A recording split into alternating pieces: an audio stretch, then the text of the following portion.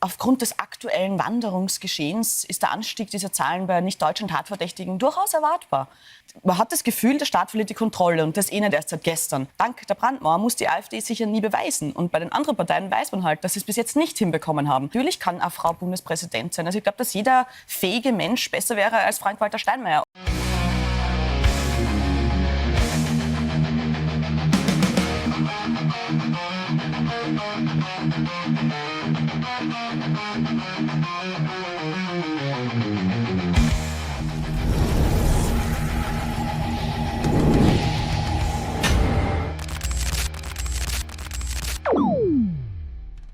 Hey Leute, willkommen in der Realität. Anna Schneider hat in 2 Minuten mehr Wahrheit ausgesprochen als die halbe Regierung in 2 Jahren. Während die Kriminalität durch ausländische Tatverdächtige explodiert, erklärt das Innenministerium allen Ernstes, war zu erwarten. Und genau deswegen ist die AfD jetzt auf Platz 1. Kein Wunder, oder? Anna bringt es glasklar auf den Punkt. Der Staat hat kapituliert, und zwar vor euren Augen. Warum diese Entwicklung kein Zufall ist und was sie über unser Land aussagt, das erfahrt ihr jetzt. Schaut euch das an und sagt mir, wie fühlt ihr euch nach so einer Wahrheit? Lasst gern ein Like da, abonniert den Kanal für mehr Klartext und vor allem schreibt in die Kommentare, wie ihr diese Aussagen bewertet. Auf geht's! Anna Schneider ist bei uns. Guten Morgen. Guten Morgen. Hallo. Hat ganz viel Klartext und Meinung mitgebracht, hoffentlich. Fangen wir mal an mit dem Aufreger des Tages. Da habe ich mich gestern schon aufgeregt und auch diverse Studiogäste. Hau noch mal einen drauf. Ja, irgendwie kann man das Thema, glaube ich, gar nicht oft genug beschreiben. Also wir wissen jetzt schon seit ein paar Wochen, seit die polizeiliche Kriminalstatistik draußen ist, dass die Gewalttaten im vergangenen Jahr angestiegen sind. Und zwar sind sie jetzt auf einem Höchststand seit 17 Jahren. Nun hat aber eine parlamentarische Anfrage noch weitere Fakten zutage gefördert, die alles andere als irgendwie gemütlich sind. Und zwar der Unterschied zwischen deutschen und nicht-deutschen Tatverdächtigen ist prozentual ziemlich krass unterschiedlich. Also er ist in beiden Bereichen gestiegen, bei den Deutschen um 0,7%, bei den nicht-Deutschen aber um 7,5%. Und ganz besonders wild ist da, dass es bei den Türken, also bei den türkischen Tatverdächtigen 47,6%, glaube ich, sind. Also ich habe noch keine gröbere Erklärung dafür, aber allein die Zahlen sind schon wild. Aber dem nicht genug, die Begründung des Innenministeriums, die lässt mir relativ sprachlos zurück, muss ich sagen. Weil da steht dann so, oder stand dann so, wie die Kollegen berichtet haben, aufgrund des aktuellen Wanderungsgeschehens ist der Anstieg dieser Zahlen bei nicht-deutschen Tatverdächtigen durchaus erwartbar. Also schlimmer kann man eine Kapitulationserklärung gar nicht formulieren. Also man hat das Gefühl, der Staat verliert die Kontrolle und das nicht erst seit gestern. Aber dann kriegt man noch so eine Antwort, ja, ist erwartbar. Ich weiß nicht, als Opfer muss man sich ziemlich gefrauzelt fühlen, oder? Und als Zuseher, glaube ich, steigert das auch nicht gerade das persönliche Sicherheitsempfinden. Und wenn man denn schon versagt hat, dann gibt es natürlich auch Profiteure dieses Versagens. Und das ist quasi die Nachricht des Tages. Ja, Überraschung, oder? Also Erwartungsmanagement und so wäre auch in Sachen AfD vielleicht gar nicht ganz so blöd. Du sagst es schon, die AfD ist zum ersten Mal auch bei Forsa jetzt auf Platz 1 und das ist der höchste Wert, den sie je gemessen hat für diese Partei. Also bei 26% vor 25% als die Union. Und das Bittere für Friedrich Merz ist, dass seine Regierung, die noch nicht mal angetreten ist, jetzt schon keine Mehrheit mehr hat eigentlich. Und das hat diese Umfrage offensichtlich auch ergeben, dass das Wählerpotenzial der AfD bei über 30% liegt. Weil sich inzwischen auch Menschen, die im Februar nicht die AfD gewählt haben, vorstellen können, die AfD zu wählen. Und zwar ganze 12%. Und dann wurde auch gefragt in dieser Umfrage, was denn die Gründe sind, also warum sie die AfD wählen. Und da stimmen schon viele den Inhalten zu, ich glaube 35%. 19% sagen, sie haben überhaupt ein Problem mit dem politischen System und den Parteien. Aber 40% machen das eher als Protestakt. Also wirklich, weil sie die Ampel nicht gut fanden oder weil sie Friedrich Merz nicht trauen. Also ich glaube nach wie vor, da gibt es schon einiges zu holen und gut zu machen. Und wenn es nicht bald passiert, glaube ich, wird das alles eher noch schlimmer. Weil das ist ja so ein Perpetuum mobile. Die Menschen erwarten was, sie bekommen es nicht, sie gehen zu dem, der wenigstens verspricht, es zu tun. Und natürlich weiß niemand, und ich persönlich glaube auch nicht, dass die AfD die Probleme lösen würde. Aber dank der Brandmauer muss die AfD sich ja nie beweisen. Und bei den anderen Parteien weiß man halt, dass sie es bis jetzt nicht hinbekommen haben.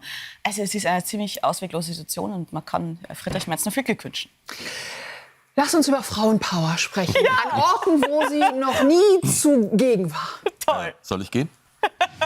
Na, Darf's bleiben. Danke, der Quotenmann darf bleiben. Super. das passt. Ja, also während sie die ganze Welt fragt, wer der nächste Papst wird, fragt sie Deutschland, warum auch immer jetzt, 2 Jahre vor der nächsten Wahl, wer der nächste Bundespräsident bzw. die nächste Bundespräsidentin werden soll.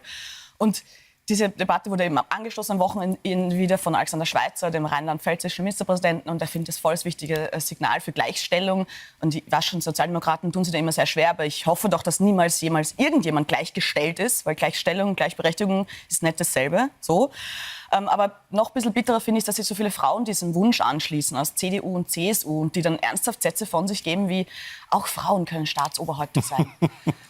Es tut mir echt im Herzen weh. Also wie klein kann man sich als Frau machen, diese Selbstverständlichkeit auszudrücken? Natürlich kann eine Frau Bundespräsident sein. Also ich glaube, dass jeder fähige Mensch besser wäre als Frank-Walter Steinmeier. Und Männer sind da gerne mitgemeint. Insofern halte ich die Debatte für relativ überflüssig, ziemlich gratismutig und vor allem an echter Politik und Sorgen ziemlich vorbei. Also könnte man sich sparen, finde ich. Okay, können wir sich sparen. Hast du ein bisschen Hoffnung mitgebracht, Anna? Ja, also als Liberaler ist man in Deutschland manchmal schon so ein bisschen ein Geisterfahrer. Und vor allem, wenn man so anmerkt, mit der Meinungsfreiheit ist es ein bisschen schwierig. Also J.D. Vance, den haben wir irgendwie gebraucht, dass der uns erzählt, dass Deutschland jetzt nicht gerade der Spitzenreiter in Sachen Meinungsfreiheit ist.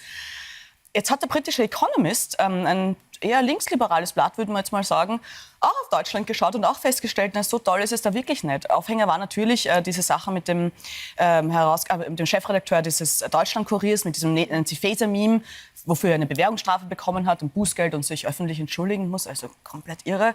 Und als weiteres Beispiel hat der Economist auch noch diese Schwachkopf-Saga gebracht mit Habeck und so weiter.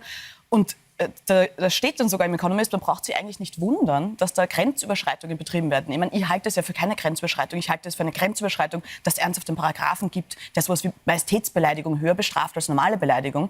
Und das ganz Schlimme an der Sache ist, dass im neuen Koalitionsvertrag sich da gar nichts ändern wird. Eher im Gegenteil, da kommen noch Verschärfungen für die Redefreiheit rein. Wir haben das schon rauf und runter besprochen unter dem Thema Lügenverbot. Und ich glaube, dass Friedrich Merz noch immer nicht ganz verstanden hat, wie wichtig das ist gesellschaftlich und dass da echt was brodelt, dass das wirklich viele Leute völlig zu Recht aufregt. Und jetzt hoffe ich, dass der Economist mehr Einfluss hat als ich. Und das ist meine Hoffnung des Tages. Viel Hoffnung. Die Hoffnung hier dann doch noch. Anna, danke. Sehr gerne. Ganz ehrlich, was das Innenministerium da jetzt wieder rausgehauen hat, das ist keine Politik mehr. Das ist Verrat. Verrat an jedem, der morgens aufsteht, zur Arbeit geht, Steuern zahlt, sich an Gesetze hält. Und es zeigt mal wieder ganz deutlich, den normalen Bürger, dem bist du, Frau Faeser, komplett egal. Wenn man weiß, dass sowas passieren kann, dann handelt man. Dann wartet man nicht ab, bis es kracht. Dann schützt man dieses Land. Aber bei euch, da wird verharmlost, gelogen, vertuscht und am Ende grinst ihr noch in die Kamera. Kein Funken Verantwortung, kein Rücktritt, kein Charme. Im Gegenteil, die nächste Position ist schon in Sichtweite. Der Stuhl wird festgeklebt, koste es, was es wolle. Vertrauen? Vertrauen muss man sich verdienen. Aber das kennen Sie nicht, Frau Faeser. Für Sie ist Täuschung der bequeme Weg. Die Wahrheit, die ist unbequem. Und unbequem passt nicht in Ihren Lebenslauf.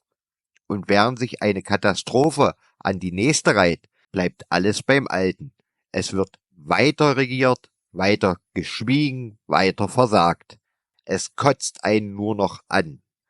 Zum Glück gibt es Frauen wie Anna Schneider, die sich noch trauen, den Mund aufzumachen, die nicht mitschwimmen mit dem Woken-Einheitsbrei.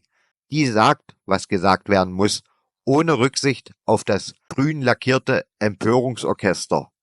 Danke, Frau Schneider. Und an den Rest da oben, ihr habt dieses Land verraten. Und glaubt bloß nicht, wir merken das nicht.